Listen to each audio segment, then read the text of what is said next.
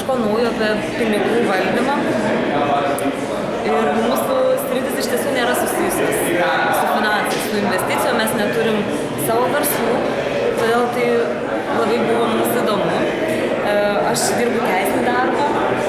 Aš esu anglų kalbos vertėja, dirbu filologija. Tai mes iš tiesų nieko bendro nei su investicijom, nei su finansais neturėjom ir manėm iki šiol, kad tai yra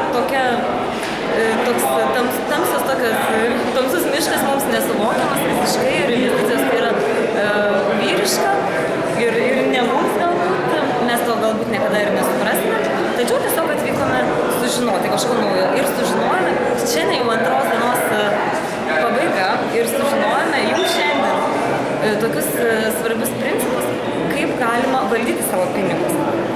Kad mes galime investuoti, nesvarbu, kad ir nedidelės sumas. Ir svarbiausia, mes sužinojame, kad mes kiekvienas galime būti turtingas. Ir esminis principas yra toks, kad mes kiekvienas uždirbame iš tikrųjų tiek, kiek jaučiamės vertas. Ir tai privertė susimastyti. Rekomenduojame tikrai visiems, nesvarbu kokia profesija, nesvarbu, kiek tas žmogus uždirba dabar. Jeigu